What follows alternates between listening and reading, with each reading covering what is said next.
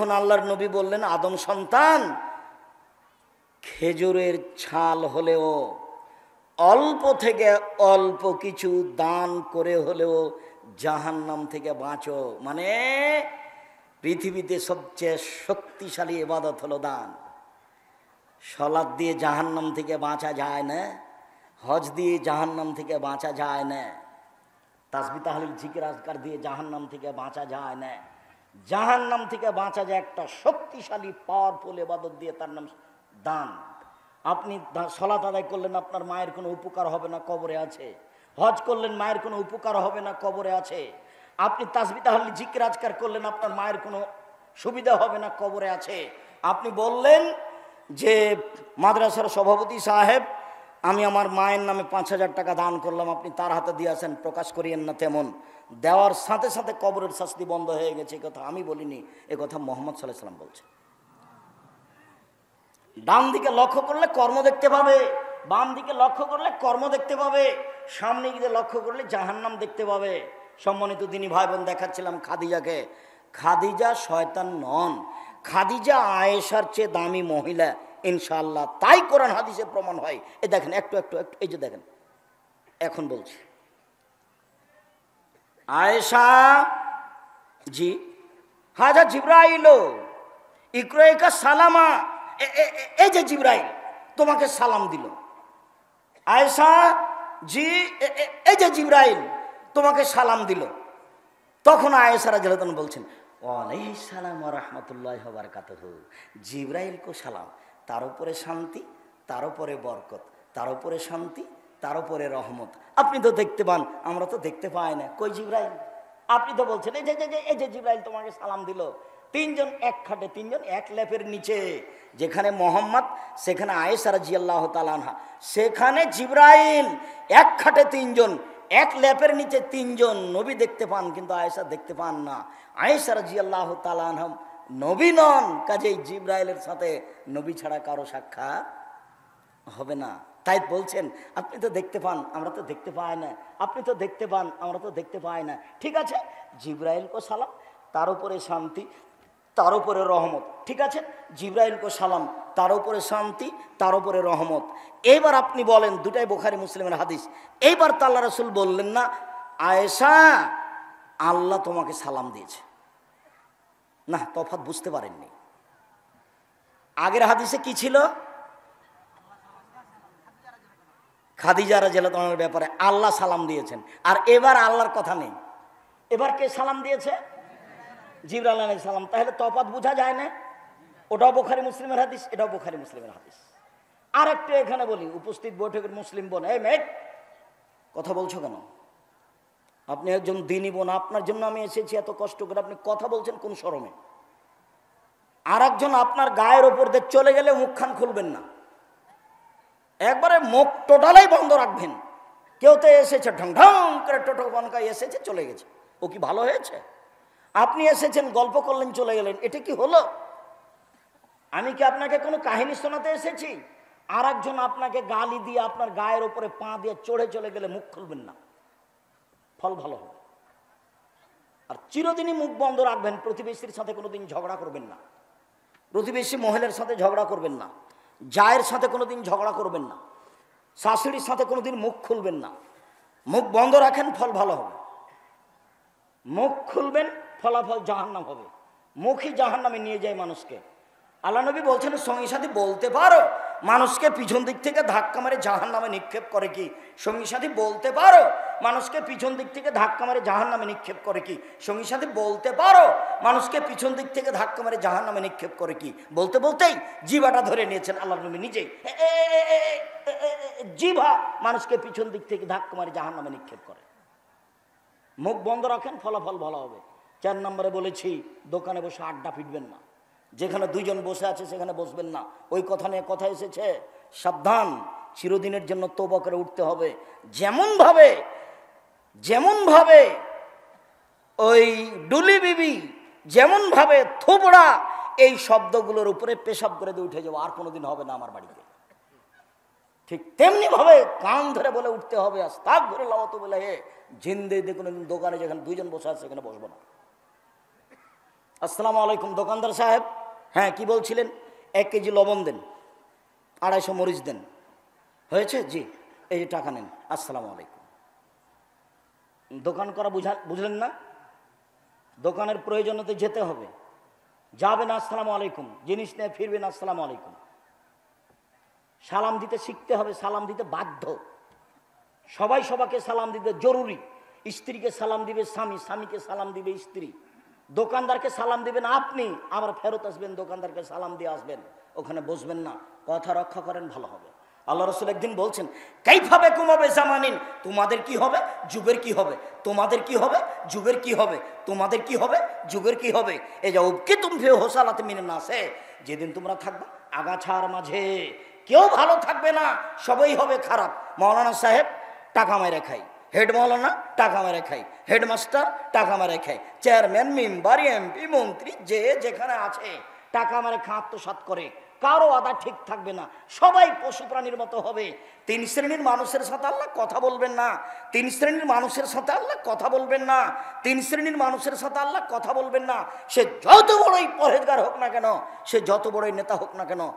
এক, মালিকুন কাজ্জাব, মিথ্যুক দায়িত্বশীল, মিথ্যুক দায়িত্বশীল, মিথ্যুক হেড মাওলানা, মিথ্যুক হেডমাস্টার, মিথ্যুক প্রিন্সিপাল, মিথ্যুক জেল সুপার, মিথ্যুক গ্রাম্য সর্দার, মিথ্যুক মসজিদের সভাপতি, মিথ্যুক মাদ্রাসার সভাপতি, মিথ্যুক স্কুলের সভাপতি, চেয়ারম্যান, মেম্বার, এমপি, মন্ত্রী, ডিসি, এডিসি, যারা যেখানে মিথ্যা কথায় দায়িত্ব পালন করছে, সে প্রত্যেক বছর যদি হজ করে, প্রতি মাসে যদি উমরা করে, তবু তার সাথে আল্লাহ কথা বলবেন না।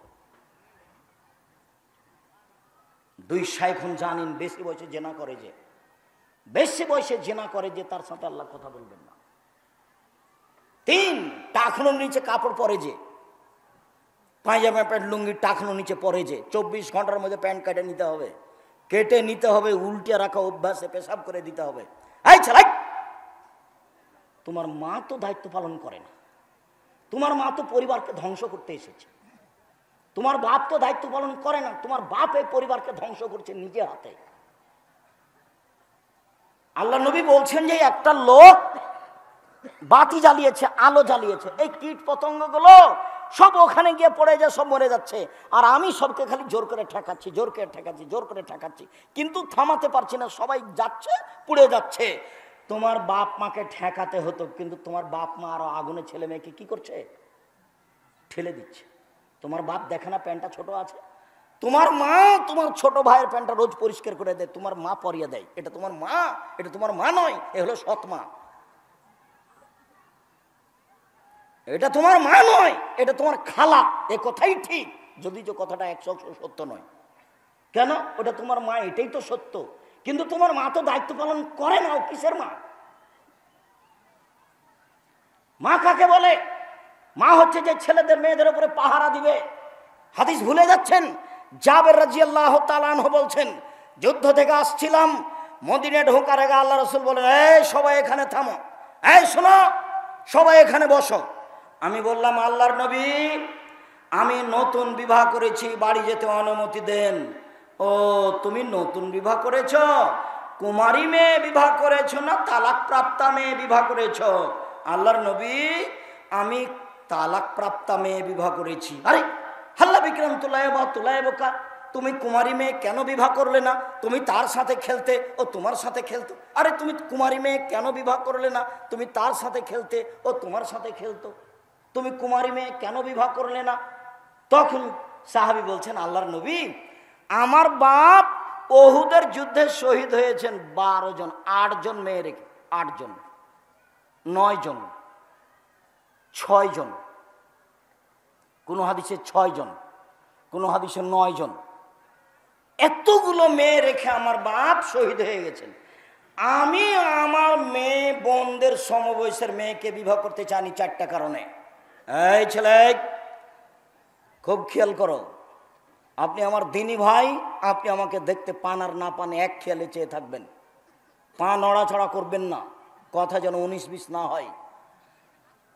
আমি আমার বোনদের সমবয়সের মেয়েকে বিবাহ করিনি 4টা কারণে। 1, তোয়াল্লে মোহন না, আমার বউ যেন আমার বোনদেরকে শিখিয়ে দিতে পারে। 2, তোয়াদ্দে মোহন না, আমার স্ত্রী যেন আমার বোনদেরকে শিষ্টাচার শিখাতে পারে। তোমার বোন এখন মাথায় কাপড় দিয়ে নেই, বলো তো এটা কোন শিষ্টাচার? তোমার প্যান্টটা টাকনোর নিচে আছে, বলো তো এটা কোন শিষ্টাচার? একটু আগে এখান থেকে উঠে গিয়ে বাইরে সিগারেট খেয়ে আইলে, বলো তো এটা কোন শিষ্টাচার? তোমার মায়ের ব্লাউজটা এ পর্যন্ত আছে, পেট দেখা যাচ্ছে, বলো তো এটা কোন শিষ্টাচার? বলো যে আমার বাপ খুব পরহেজগার মানুষ, বলো তো দেখি একটু। আমার বাপ খুব শক্তিশালী মেজাজি মানুষ, পরহেজগার মানুষ। আমার মায়ের ব্লাউজটা কতখানি? পেট পর্যন্ত, সবই ফাঁকা আছে। 3 তুরাজ্জালহুন্না, আমার স্ত্রী যেন আমার বোনদের মাথার চুল চিরনি করে দিতে পারে, পরিপাটি করে সুন্দর করে সাজগোজ করে রাখতে হবে। 4 তাকুমা আলাইহিন্না, আমার বউ যেন আমার বোনদের উপরে পাহারা দিতে পারে। মা মানে পাহারাদার, হাদিস বুখারী মুসলিম। আমি যদি বুঝাতে না পারি আমি অক্ষম। এ হাদিস 1450 বছর থেকে বুখারী মুসলিমে আছে। 1450 বছর থেকে মা বাচ্চাদের উপরে কি পাহারাদার। মনে থাকে কি না? 1 আমার স্ত্রী আমার বোনদেরকে বিদ্যা শিক্ষা দিবে। 2 আমার স্ত্রী আমার বোনদেরকে শিষ্টাচার শিখাবে। 3 আমার স্ত্রী আমার বোনদের মাথার চুল চিরনি করে দিবে। 4 আমার স্ত্রী আমার বোনদের উপরে পাহারা দিবে। কেন? ও বিবাহ করেছে তার মায়ের স্থানে মহিলা হিসাবে। বুঝাতে পারলাম না কথা? তার বাপের স্থানে মহিলা হিসাবে। ওর বউ সবকে দেখাশোনা করবে। তাহলে আপনার স্ত্রী আপনার পরিবারের উপরে পাহারাদার। এই ছেলে, বক্তব্য ভুলে গেলা কি নেই? চলো আবার। সব মহিলাই শয়তান নয়, খাদিজা নন, আয়েশা নন। 1 মিনিট দেখো। ফাতেমা রাদিয়াল্লাহু তাআলা আনহা বাপের বাড়ি আসলেন। আসলেই বাপ তাড়াতাড়ি করে উঠে দরজায় গিয়ে মেয়ের হাতটা ধরতেন, মেয়ের হাতটা ধরে চুমা দিতেন, দিয়ে এসে বসাতেন। এবার বাপ বেটি কথা হতো। যখন মেয়ে আসতো তখন বাপে তাড়াহুড়া করে উঠে মেয়েকে ধরে মেয়ের হাতে চুমা দিয়ে পাশে বসাতেন, কথাবার্তা হতো। রাসূলের চেহারার সাথে মেয়ের চেহারার মিল ছিল ফাতেমার। রাসূলের চলার গতির সাথে ফাতেমার চলার গতির মিল ছিল। যেভাবে নবী হাঁটতেন সেভাবে ফাতেমা হাঁটতেন, যেভাবে নবী চলতেন সেভাবে ফাতেমা চলতেন।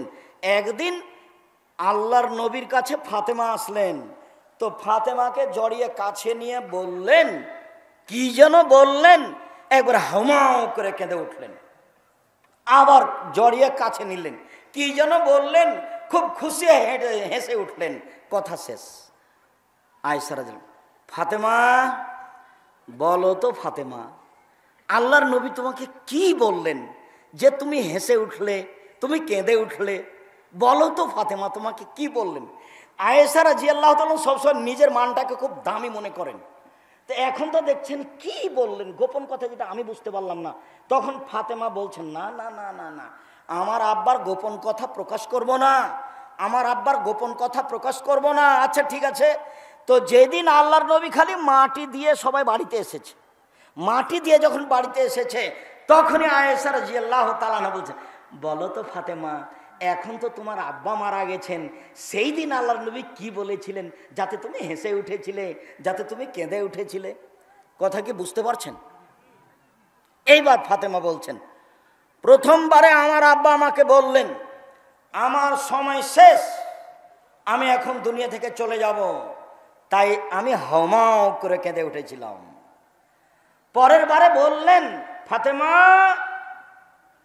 সাইয়্যিদাতু নিসা আহলিল জান্নাহ, জান্নাতে যত মহিলা যাবে সবার তুমি সরদারনি, জান্নাতে মহিলা যত যাবে সবার তুমি দায়িত্বশীলা, তুমি সবার প্রধান ব্যক্তি।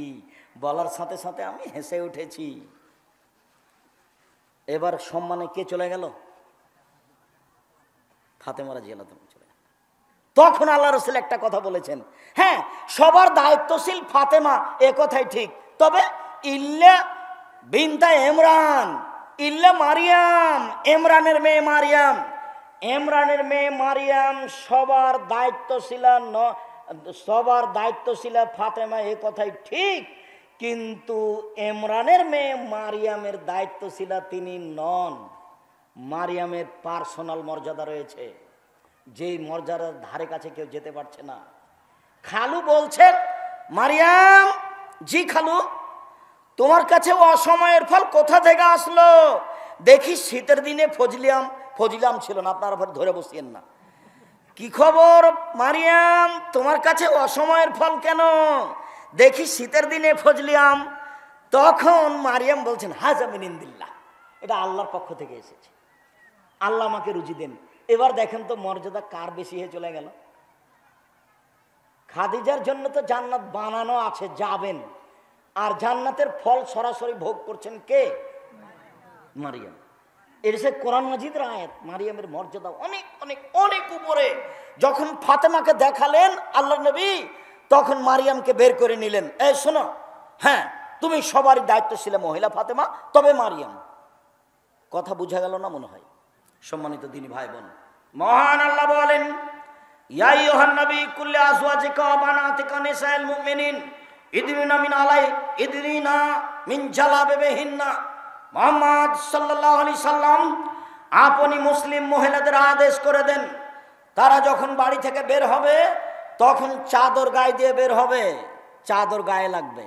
একজন এসে আমাকে বলছে, আব্দুর রাজ্জাক সাহেব একটু বলিয়েন তো, আমাদের দেশের মুরব্বীরা ঈদের মাঠে মহিলাদেরকে যেতে দিচ্ছে না, নাকি ফিতনা হবে, নাকি ফিতনা হবে, আপনি একটু বলিয়েন তো। তা আমি বললাম, বলেন কি আপনি? আল্লাহ রাসূলের সুন্নাতকে, আল্লাহ রাসূলের আদেশকে ফিতনা মানে? এ আবার কোন কথা? এ আবার কেমন কথা? একজন মহিলা বলছেন, আল্লাহর নবী যখন বললেন ঈদের মাঠে মহিলাদেরকে যেতে হবে, যুবতীদের যেতে হবে, ঋতুবতী হায়েজ যার হয়েছে তাকেও যেতে হবে, যার সলাত নেই। আল্লাহর নবী যার সলাত নেই, যার হায়েজ হয়েছে, সেইদের মাঠে গিয়ে কি করবে? তখন আল্লাহ রাসূল বলছেন, ইউকাব্বিরনা মা'আন নাসে, ওরা মানুষের সাথে তাকবীর পাঠ করবে, ওরা বলবে আল্লাহু আকবার, আল্লাহু আকবার, লা ইলাহা ইল্লাল্লাহ, আল্লাহু আকবার, আল্লাহু আকবার, ওয়ালিল্লাহিল হামদ। ইউকাব্বিরনা মা'আন নাস, তারা যারা সালাত আদায় করছে, পুরুষ যারা তাকবীর পাঠ করছে তাদের সাথে তাকবীর পাঠ করবে। ওয়াসনা জামাতাল মুসলিমিনা দাওয়াতাহুম, তারা ঈদের মাঠে গিয়ে বক্তব্য শুনবে, ঈদের মাঠে গিয়ে বক্তব্য শুনে আমল করার চেষ্টা করবে, ওদেরকে যেতে হবে। তখন মহিলা বলছেন, আল্লাহর নবী ইহদানা লাইসা লাহা জিলবাব, আমাদের কারো যে চাদর নাই যে কি গায়ে দিয়ে যাবে, আমাদের কারো যে চাদর নাই যে কি গায়ে দিয়ে যাবে। তখন আল্লাহ রাসূল বলছেন, লেতুল বিসা সাহেবাত মিন জিলবাবিহা, তার বান্ধবীর চাদর নিয়ে যাবে, তার বান্ধবী তাকে চাদর দিবে, তার বান্ধবীর চাদর নিয়ে যাবে, মানে যেতেই হবে। চাঁপাই নবাবগঞ্জের ভাষাতে ঈদের দিন মহিলারা তো মাঠে যাবে, ওর বাপকে যেতে হবে। বুঝলেন না? আপনার ব্যথা লাগলে আসে আর যায় না কিছু। আমি আব্দুর রাজ্জাক বেনিস, আপনি হাসলেই কি আর কাঁদলেই কি, কথা আমাকে ফেরত নিতে হবে না। তবে আমি মানুষ, কোনো জায়গাতে ভুল ত্রুটি থাকতেও পারে, তবে কথা সহজে ফেরত নিতে হয় না। ঈদের দিন মহিলারাকে যেতে হবে, যেতে বাধ্য, যেতেই হবে। 5 ওয়াক্ত সালাত মহিলাদের বাড়িতে ভালো, জুমা মসজিদে যাওয়া ভালো, ঈদের মাঠে যেতে বাধ্য। 5 ওয়াক্ত সালাত বাড়িতে ভালো, জুমার দিন জুমা মসজিদে যাওয়া ভালো, ঈদের মাঠে যেতে বাধ্য, যেতেই হবে। ভালো মহিলা তো যাবে, যার হায়েজ হয়েছে তাকেও যেতে হবে। তার 2টা কারণ, একটা বক্তব্য শুনবে, আর একটা হলো কি করবে বলেন তো দেখি, তাকবীর পাঠ করবে। ওরা তাকবীর পাঠ করবে, ওরা জিকির আজকার করবে। হায়েজ হলে জিকির আজকার বন্ধ হয় না। হজ করতে গিয়ে তপ করতে করতে আয়েশা কাঁদছেন, তো আল্লাহ রাসূল বলছেন, লেমা তাবকি আয়েশা, আর আয়েশা তুমি কাঁদছো কেন, কি হয়েছে? হাল নাফিস্তি, তোমার মনে হয় হায়েজ হয়েছে তাই না? জি হ্যাঁ। আর চিন্তা করো না, এইটা আল্লাহ আদমের মেয়েদের উপরে ফরজ করে দিয়েছে, এখানে কিছু করার নেই, এটা হবেই। শোনো, ইসলামে আসল হাজ, হাজিরা যা করছে তাই করো, হাজিরা যা করছে তাই করো। তবে ওলা তাতুফি ইল্লা বাইত, ওলা তাতুফাই তাতুফাল বাইত, তবে বাইতুল্লাহ তওয়াফ করবো না, তওয়াফ ব্যতীত সব কিছু করো, সলাৎ ব্যতীত সব কিছু করো। হায়েজের কারণে 2টা কাজ করতে পারবে না, 1 সলাৎ, 2 তওয়াফ। এই দুটা করবে না, বাকি কোরআন তেলাওয়াত করবে, বাকি তাসবিহ তাহলিল করবে, বাকি জিকির আজকার করবে, বাকি আল্লাহর কাছে প্রার্থনা করবে, বাকি তাকবীর পাঠ করবে। লাব্বাইক আল্লাহুম্মা লাব্বাইক, লাব্বাইক লা শারীকা লাক লাব্বাইক, ইন্নাল হামদা ওয়া নি'মাতা লাকাল মুলক লা শারীকা লাক। আল্লাহ তোমার দরবারে উপস্থিত, আমি তোমার দরবারে উপস্থিত, প্রশংসা তোমার, অনুগ্রহ তোমার, রাজত্ব তোমার, কোনো শরীক নাই তোমার। আমি তোমার দরবারে উপস্থিত, প্রশংসা তোমার, অনুগ্রহ তোমার, রাজত্ব তোমার, কোনো শরীক নাই তোমার। লাব্বাইক আল্লাহুম্মা লাব্বাইক, লাব্বাইক লা শারীকা লাক লাব্বাইক, ইন্নাল হামদা ওয়া নি'মাতা লাকাল মুলক লা শারীকা লাক। একবার মাঠ ঘাট ফাটিয়ে দিবে। আমি বলছি জোরে বলেন, তো জোরে বলতে পারছে না। আমি বলছি কি ব্যাপার, মিছিল করে করে দুর্বল হয়ে গেছেন নাকি? তো যখন মিছিলে ছিল তখন বলছে আরো জোরে চাকা, আরো জোরে চাকা, তখন জোরে বলছে, একবার ফাটিয়ে দিবে। আমি এখন বলছি যে জোরে বলেন, আরো জোরে বলেন, তখন জোরে বলছে না। মানে কি ব্যাপার? আল্লাহর নবী বলছেন, জিবরাইল আমাকে বললেন, মুহাম্মদ সাল্লাল্লাহু আলাইহি সাল্লাম আপনি আমার উম্মতকে আদেশ করেন ওরা যেন ইহরাম বাঁধে জোরে, লাব্বাইক উমরাতান, আমি উমরার জন্য উপস্থিত। একবার চিৎকার করে ফাটিয়ে দিবে। আর একবার চিল্লিয়ে বলবে লাব্বাইক আল্লাহুম্মা লাব্বাইক, লাব্বাইক লা শারীকা লাক লাব্বাইক, ইন্নাল হামদা ওয়া নি'মাতা লাকাল মুলক লা শারীকা লাক। এভাবে বলবে। এটা আদেশ করছেন জিবরাইল আল্লাহর নবীকে, যে আল্লাহ এভাবে বলতে বলছে। মহিলারা হজ করতে গেছে, হাইজ হয়েছে, তওয়াফ করবে না, হাইজ হয়েছে সালাত আদায় করবে না, বাকি হাজিরা যা করছে তাই করবে। কোরআন তেলাওয়াত করবে, তাসবিহ তাহলিল করবে, জিকির আজকার করবে, তাকবীর পাঠ করবে, তালবিয়া পাঠ করবে। সম্মানিত দিনী ভাই বোন, এবার আবার ফিরে আসি। মহান আল্লাহ বলেন, ওয়াইদা সাআলতুমুহুন্না মাতান ফাসআলুহুন্না মিন ওয়ারাই হিজাব।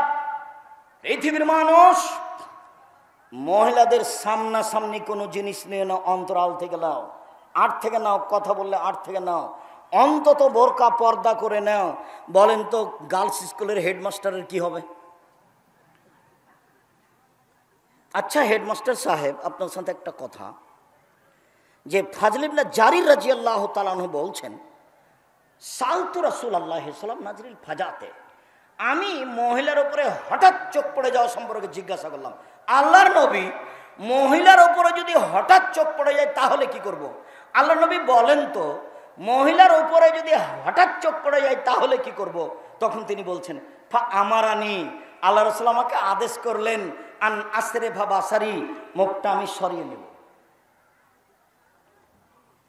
টিভিতে যদি খবর শোনেন তাহলে ওকে দেখে খবর শুনবেন না, এভাবে শুনবেন।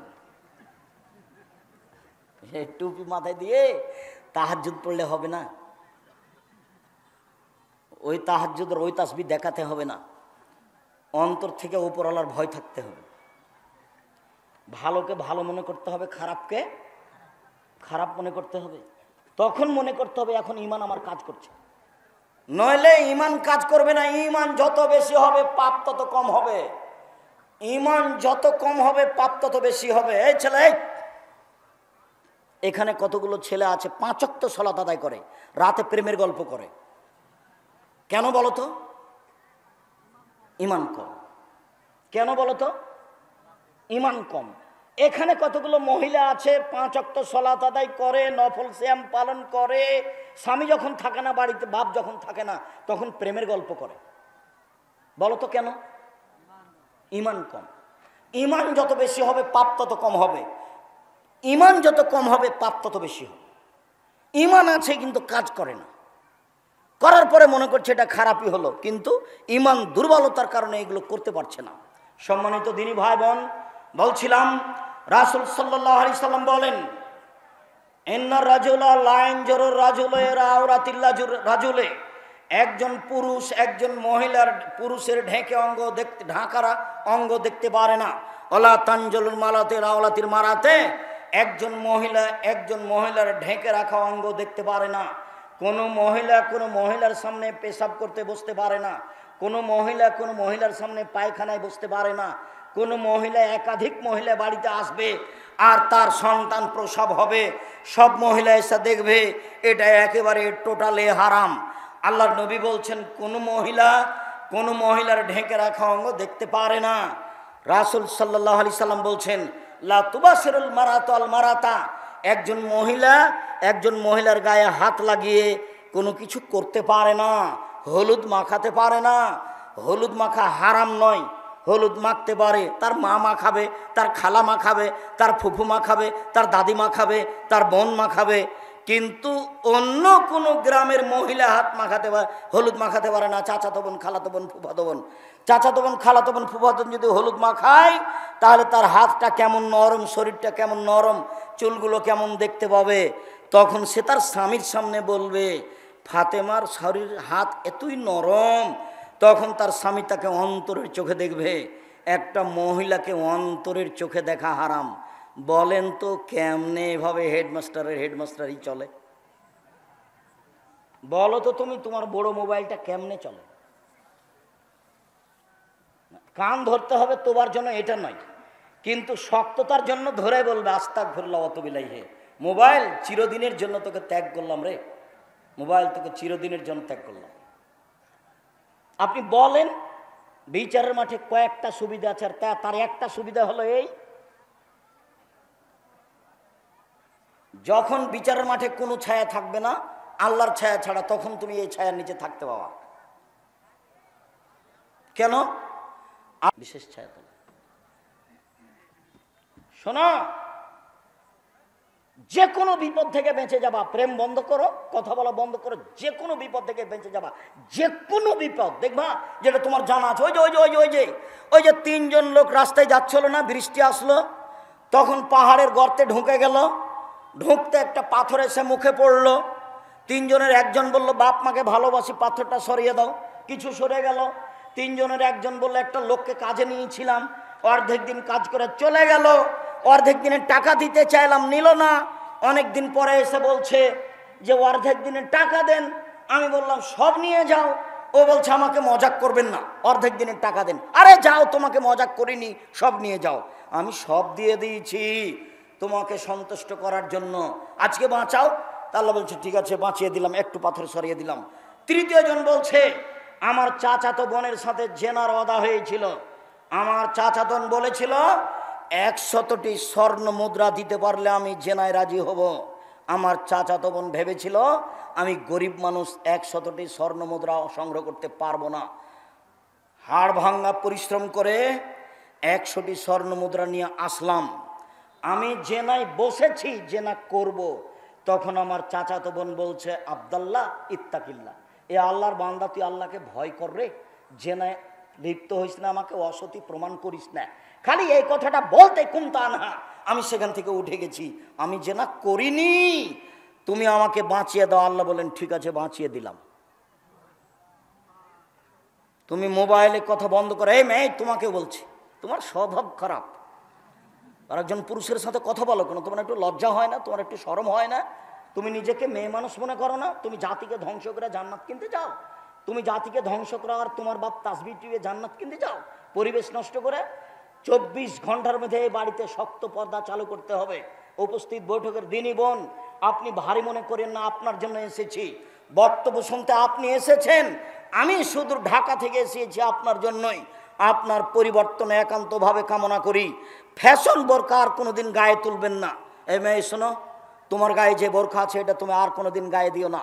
একবারে বাসায় গিয়ে তাকে জ্বালিয়ে দিও, বাসায় গিয়ে তাকে জ্বালিয়ে দিও। ঢিলা ঢালা বোরকা পরবা, ঢিলা ঢালা পোশাক পরবা। যদি সত্যি সত্যি নিজেকে জাহান্নাম থেকে বাঁচাতে চাও, জাতিকে বাঁচাতে চাও, সম্মানিত দিনী ভাই বোন, রাসূল সাল্লাল্লাহু আলাইহি ওয়াসাল্লাম বলেন, পৃথিবীর মহিলা শুনে রেখো, মা তারাক্তু বাদি ফিতনাতান নাযারা লিরিজালি মিনান নিসায়ে, আমার জীবনে আমি ছাড়িনি কোনো বস্তু যেটা পুরুষের জন্য বেশি বিপজ্জনক হতে পারে নারীদের চেয়ে। আমার জীবনে আমি ছাড়িনি কোনো বস্তু যেটা পুরুষের জন্য বেশি বিপজ্জনক হতে পারে নারীদের চেয়ে। নারী হচ্ছে পুরুষের জন্য সবচেয়ে বেশি বিপজ্জনক বস্তু। রাসূল সাল্লাল্লাহু আলাইহি সাল্লাম বলেন, মা রাআইতু মিন নাকিসাতি আকলিন ওয়া দীনিন আযহাবুল বিরাজুল হাজমিন ইহদাকুন্না, ও নারী জাতি, আমি তোমাদের চেয়ে দেখিনি কাউকে বুদ্ধিমানের বুদ্ধিকে নষ্ট করতে পারে। ও নারী জাতি, তোমরা এমন জাতি বুদ্ধিমানের বুদ্ধিকে নষ্ট করতে পারো। ও নারী জাতি, তোমরা এমন জাতি বুদ্ধিমানের বুদ্ধিকে নষ্ট করতে পারো। আমি দেখিনি তোমাদের চেয়ে কাউকে যে বুদ্ধিমানের বুদ্ধিকে নষ্ট করতে পারে। তোমরাই সেই জাতি বুদ্ধিমানের বুদ্ধিকে নষ্ট করে ধ্বংসের পথে নিয়ে যাও। আজ থেকে তওবা করে এখান থেকে উঠতে হবে। সম্মানিত দিনী ভাই বোন, রাসূল সাল্লাল্লাহু আলাইহি ওয়াসাল্লাম বলেন, ইয়কুমুদ দুখুল আলান নিসায়ে, পৃথিবীর মানুষ মহিলাদের কাছে যাওয়া থেকে বেঁচে থাকো, মহিলাদের কাছে যায় না। পৃথিবীর মানুষ মহিলাদের কাছে যাওয়া থেকে বেঁচে থাকো। এই কথা বলতেই একজন সাহাবী বলে বসলেন, আরে তালা হামুয়া, আল্লাহ নবী কি বলেন? দেবর দেবর দেবর যে বাড়িতে থাকে, ভাসুরও দেবর, দেবরও দেবর। আমাদের দেশের মানুষে মনে করে যে ভাসুর হলো শ্বশুরের সমতুল্য, ভাসুর হলো সম্মানী, আর দেবর হলো হাতের বস্তু। জি না, আল্লাহর নবীর কথাতে, আল্লাহর কথাতে দেবরও দেবর, ভাসুরও দেবর, দেবরও দেবর, ভাসুরও দেবর, বড়টাও দেবর, ছোটটাও দেবর, সবই দেবর। থেকে কি করতে হবে? দেবর যে বাড়ির বস্তু। তখন আল্লাহ রসুল বললেন তাকে মরণের মতো ভয় করতে হবে, খুব সাবধান। বাড়িতে থাকবে এ কথাই ঠিক, ব্লাউজ হতে হবে বড় এ কথাই ঠিক, হাতের কবজি হতে হবে বড় এ কথাই ঠিক, অপ্রয়োজনীয় কোনো কথা দেবরের সাথে বলতে হবে না এ কথাই ঠিক। খুব সতর্ক সাবধানের সাথে চলতে হবে, যা আল্লাহর নবী বলেন। সম্মানিত দিনী ভাই বোন, রাসূল সাল্লাল্লাহু আলাইহি সাল্লাম বলেন, লা ইয়াখনু রাজুলুন বিইমরাতিন ইল্লা কানা সালাসমা শয়তান। কোনো পুরুষ যেন কোনো নারীর সাথে নির্জনে একাত্রিত না হয়, কোনো পুরুষ যেন কোনো নারীর সাথে নির্জনে একাত্রিত না হয়। যদি হয় তাহলে তৃতীয় জন হবে শয়তান, নিজেকে ঠেকাতে পারবে না। তৃতীয় জন হবে শয়তান, নিজেকে ঠেকাতে পারবে না। শয়তান আদমের রগে রগে চলে। এক মিনিট, এক মিনিট, এই ছেলে, এই ছেলে থামো। কালা শয়তান, শয়তান বলছে, রাব্বি ইজ্জতেক, হে আমার প্রতিপালক তোমার মর্যাদার কসম, তোমার ইজ্জতের কসম। শয়তান বলছে, হে আমার প্রতিপালক তোমার ইজ্জতের কসম, তোমার সর্বদার কসম, তোমার মর্যাদার কসম, লা জালো উকবিয়া ইবাদাকা, তোমার বান্দাকে আমি ভুল পথে নিয়ে যাবই যাবই যাবই, তোমার বান্দাকে আমি পাপী করবই করবই করবই, তোমার ইজ্জতের কসম, তোমার সম্মানের কসম। তখন আল্লাহ তাআলা বলছেন, আল্লাহ তাআলা বলছেন, ওয়াইজ্জাতি ওয়া জালালি ওয়াইত্তেফা মাকানি, আমার মর্যাদার কসম, আমার ইজ্জতের কসম, আমার সম্মানের কসম, আদম সন্তান যতবার ক্ষমা চাইবে ততবার আমি ক্ষমা করে দেব। এই কথা আপনাকে মনে রাখতে হবে। সম্মানিত দিনী ভাই বোন, আমি আপনাকে আলোচনার শেষে, সেই ছেলে থামো, আলোচনার শেষে এসে উপস্থিত বৈঠকের বোন, আপনাকে আমি বলে যাচ্ছি, 4 শ্রেণীর মানুষ জান্নাতে যাবে, তার মধ্যে আপনারা আছেন। 1 নবী, 2 শহীদ, 3 সিদ্দিক, 4 মহিলা যারা স্বামীকে মেনে চলে। যারা স্বামীকে মেনে চলে তারা জান্নাতে যাবে। মহিলারা যদি 4টা কাজ করতে পারে জান্নাতের সব দরজা খোলা। 1 5 ওয়াক্ত সালাত, 2 রমজান মাসের সিয়াম রোজা, 3 স্বামীকে মেনে চলা, 4 জেনায় লিপ্ত না হওয়া। তাহলে আপনি জান্নাত পাবেন ইনশাআল্লাহ। সম্মানিত দিনী ভাই বোন, কথার শেষে এসে যা বলছি, বিশেষভাবে আজকে আল ইতেসাম পত্রিকা ছাড়া কেউ যাবেন না, চলে যাওয়াকে সফল মনে করবেন না। আমার বোনদেরকে বলছি, আপনাদের জন্য আছে আদর্শ নারী, আদর্শ পরিবার। আর কে বড় ক্ষতিগ্রস্ত, কে বড় লাভবান। আর আমার লেখা সলাতের উপরে বই আছে। আর আপনাদের প্রিয় ছেলে আব্দুল্লাহর আছে মিন্নাতুল বারি, বুখারীর ব্যতিক্রম ব্যাখ্যা মিন্নাতুল বারি। উপস্থিত সবাই নিয়ে যাবেন আল ইতেসাম পত্রিকা। আল ইতেসাম পত্রিকায় একটা ছাড়া কেউ যাবেন না, একটা পত্রিকা অবশ্যই নিয়ে যাবেন। আব্দুর রাজ্জাক সাহেবকে ভালোবাসেন এই সুবাদে 20, 25, 30 টাকা যেন আপনার কাছে বেশি না হয়। পত্রিকা ছাড়া কেউ যাবেন না, এছাড়া সবাই নিয়ে যাবেন সবগুলি বই। কে বড় লাভবান, কে বড় ক্ষতিগ্রস্ত, আদর্শ নারী, আদর্শ পরিবার, বক্তা শ্রোতার পরিচয়, তাফসির কি মিথ্যা হতে পারে। বিশেষভাবে দুয়ার বইটি, বিশেষভাবে দুয়ার বইটি 24টা জায়গায় হাত তুলে দোয়া করার কথা আছে, 35টি হাত তুলে দোয়ার হাদিস আছে, আর জাল হাদিস আছে বেশ কিছু, জয়ীফ আছে। কিভাবে হাত তুলে দোয়া করতে হবে সেইগুলি বিস্তারিত দেখার জন্য দুয়ার বইটি নিয়ে যাওয়ার জন্য বলছি। আজকের আলোচনা আছে উপদেশ বইয়ে। উপদেশ বইয়ে প্রায় সব আলোচনায় আছে। আজকের আলোচনা আছে উপদেশ বইয়ে। কেউ একটা পত্রিকা ছাড়া, কেউ একটা বই ছাড়া যাবেন না। যদি আসতে অসুবিধা হয় তাহলে কারো হাতে টাকা পাঠিয়ে একটা পত্রিকা নিয়ে যাবেন। আর ছেলেরা যদি গেটে থাকে তাহলে দাওয়ালার এই মক্তব পরিচালনায় কম থেকে কম 10টা টাকা হোক, 5টা টাকা হোক, কেউ অংশগ্রহণে বাকি থাকবেন না। 10 টাকা হোক, 5 টাকা হোক, অবশ্যই অংশগ্রহণ করবেন। আমি সব দিনই ভাই বোনকে বই পুস্তক নিয়ে যাওয়ার জন্য অনুরোধ করছি। বিশেষভাবে মাসিক আল ইতেসাম পত্রিকা 50টা প্রশ্নের উত্তর আছে। আর আব্দুল্লাহ চলমান বক্তব্য এই পত্রিকায় আছে। জেরুজালেমের উপরে ইতিহাস এই পত্রিকায় আছে। পত্রিকা সবাই নিয়ে যাবেন। কয়েকটা জিজ্ঞাসা। রমাজান মাসে মৃত ব্যক্তির নামে ইফতার চলবে কি চলবে না? এমনি মানুষকে দাওয়াত খাওয়াতে হবে। ইফতার হয় দান সাদকা, ফকির মিসকিনকে করাতে হবে। সাদকা যে কাজ করে খায় সে খেতে পাবে না, এই জন্য চলবে না। জামাতে সালাম ফিরার পর মুক্তাদি ডানে বা পূর্ব দিকে মুখ ঘুরিয়ে বসতে পারবে কি? শরীয়তের আলোকে জানতে চাই। জি, ডানে মুখ ঘুরাবে, নয় বামে মুখ ঘুরাবে। এটাই একাধিক সহিহ হাদিস। যদি কথা বলার প্রয়োজন হয় তাহলে মুখামুখি হবে, ডানে বামে মুখামুখি, ডানে বামে মুখামুখি, একাধিক হাদিস। কবর খনন করার পর দাফন করতে দেরি হলে কবর কি পাহারা দিতে হবে? জি না, দিতে হবে না, পাহারা দিতে হবে। কথাটি শিরক। একজন ইমাম পুরুষের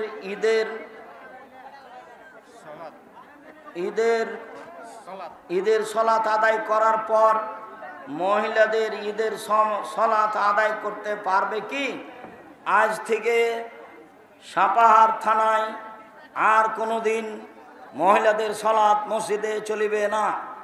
মহিলারা মাঠে যাবে, জায়গা না থাকলে ধানের কেয়ারে দাঁড়াবে। আব্দুল রাহিম পরের জমি অন্য জমি, তাহলে রাস্তায় দাঁড়াবে। যেখানে হোক পুরুষের সাথে যেতে হবে, জরুরি। পুরুষের ইমামতিতে মহিলাদের সলাত ওইভাবে চলবে না। মহিলারা ইমাম হয়ে ঈদের সলাত আদায় করা বিদআত।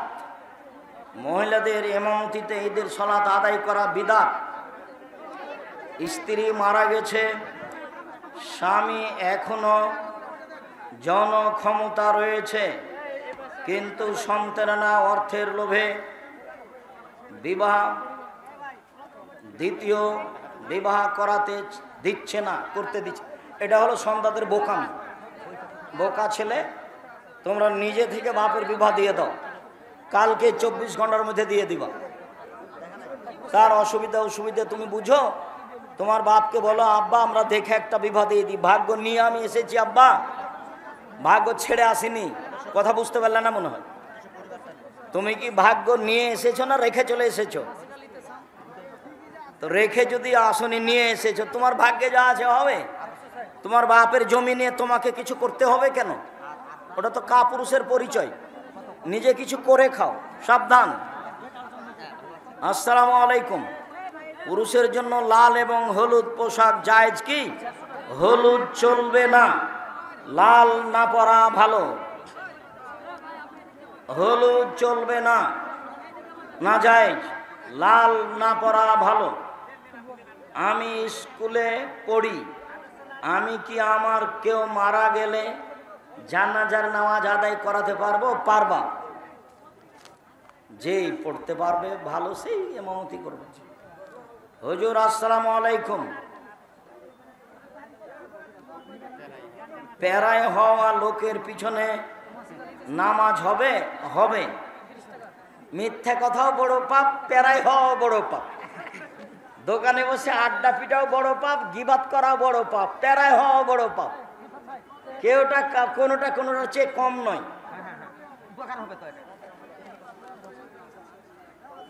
আমার বয়স 16 বছর, আমি এখন ছাত্র, কিন্তু জেনার গুনাহ থেকে রক্ষার জন্য বিয়ে করলে কোনো ক্ষতি হবে? তোমার বাপকে বলো 24 ঘন্টার মধ্যে তোমার জন্য বিবাহ দিয়ে দেয়। বিবাহ করো, জরুরি। আমি একজন ছাত্র, আমার পিতা অবৈধ উপার্জনের সাথে জড়িত, ছাড়তে বললে ছাড়ে না, আমি কি তেনার কাছে থেকে খরচ নিব? পড়া পর্যন্ত নেও, যেদিন ইনকাম করতে পারবে সেদিন আর খরচ নিও না। বলতে থাকিও তোমার আব্বাকে। শায়েখ, আমার প্রশ্ন, হাফ গেঞ্জি বা হাফ শার্ট পরে সলাৎ হবে কি? স্যান্ডো গেঞ্জি গায়ে দিয়ে সলাৎ হবে না, হাফ শার্ট পরে হবে। সলাতের জন্য এই দুইটা ঢাকা থাকতে হবে, দুই কাঁধ। পাঞ্জাবের তলে থাকলে কোনো সমস্যা নেই। আমাদের দেশে ভালোবাসে না স্যান্ডো গেঞ্জি, আলেম ওলামার না পড়াই ভালো। ফুল গেঞ্জি পরে সলাৎ চলবে। স্যান্ডো গেঞ্জি গায়ে দেওয়া যায় না, যায় হারাম নয়। মানুষে খারাপ মনে করে মুরব্বীরা, না পড়াই ভালো। বিষয়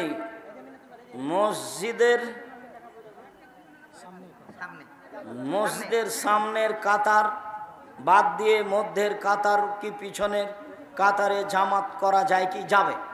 মসজিদের যে কোনো জায়গাতে সলাৎ শুরু করতে পারে, কোনো সমস্যা নেই। প্রমাণে সহি হাদিস আছে।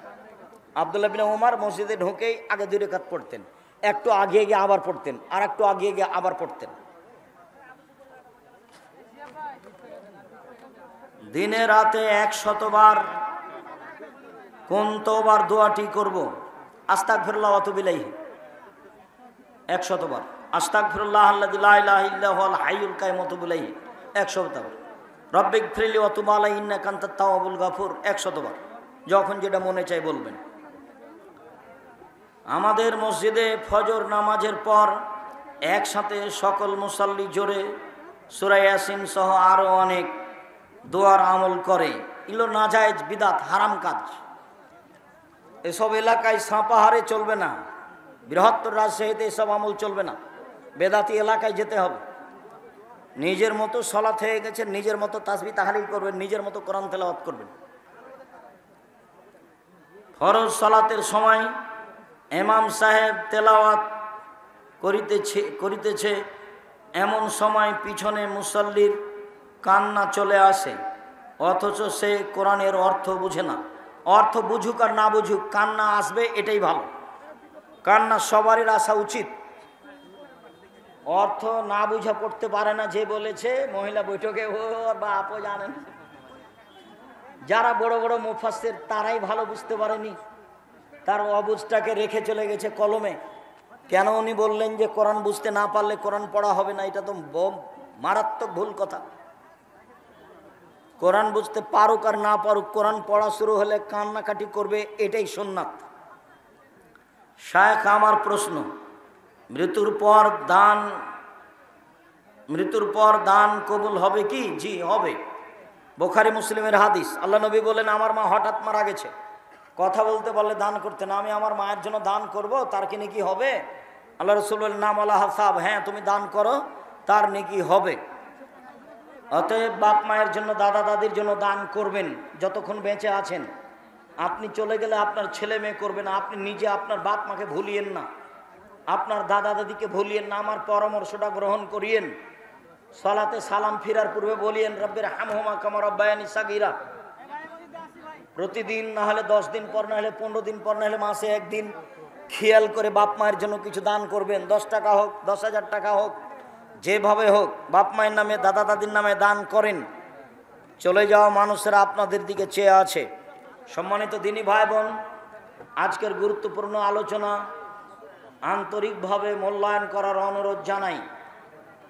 23-24 নভেম্বর জামিয়া সালাফিয়া ডাঙ্গিপাড়া সম্মেলনে উপস্থিত হওয়ার জন্য অনুরোধ জানাচ্ছি। নিজের প্রতিষ্ঠান প্রাণ ভরে দেখব, ঘুরব। দেশ বিদেশের আলেম ওলামারা আকীদার উপরে বক্তব্য দিবে, বিষয় ভিত্তিক। বিষয় ভিত্তিক বক্তব্য সেদিন আমরা শুনব। জুমার দিন জুমার খুতবা চলাকালীন কেউ দান দিবে না, উনিও দান নিবেন না। আগেই দিবেন, না হলে সলাতের পরে দিবেন। তখন দোয়া পরে বলতে হবে, তখন নয়। শুকরিয়া। বলছে যে একাধিক লাশ যদি হয় পুরুষ নারী, তাহলে জানাজা কিভাবে হবে? পুরুষের লাশগুলি আগে বসবে আর পশ্চিম দিকে লাশ সাজাতে থাকবে। বয়স্ক মানুষগুলো শেষ হবে, তখন বাচ্চাদের শেষ হলে মহিলাদের। এইভাবে পশ্চিম দিকে লাশ সাজানো হবে সিরিয়ালি। শুক্রিয়া, জাযাকুমুল্লাহ খায়ের। সকল দিনই ভাই বোনকে আলোচনা মেনে চলার অনুরোধ জানিয়ে অন্তত আলিতে পত্রিকা একটা হাতে করে নিয়ে যাওয়ার, অন্তত মানে পত্রিকা ছাড়া আপনি যাবেন না। নিজেকে আপনি মনে করিয়েন না আমি সফল হলাম 30 টাকা দিয়ে একটা পত্রিকা না নিয়ে, এটা আপনি মনে করিয়েন না। আপনি কথা রক্ষা করেন। এদেশের ব্যতিক্রম নিখুঁত সম্পদ জামিয়া সালাফের সব কলম, জামিয়া সালাফের সব মিডিয়া, জামিয়া সালাফের বক্তব্য আপনাদেরকে পরকাল সফলতার আশায়, আল্লাহকে সন্তুষ্ট করার আশায় এগুলো নেওয়ার, মেনে চলার জন্য অনুরোধ জানাচ্ছি। আল্লাহ আমাদের যারা মারা গেছে তুমি তাদের কবরের শাস্তি মাফ করো। আমরা যারা অসুস্থ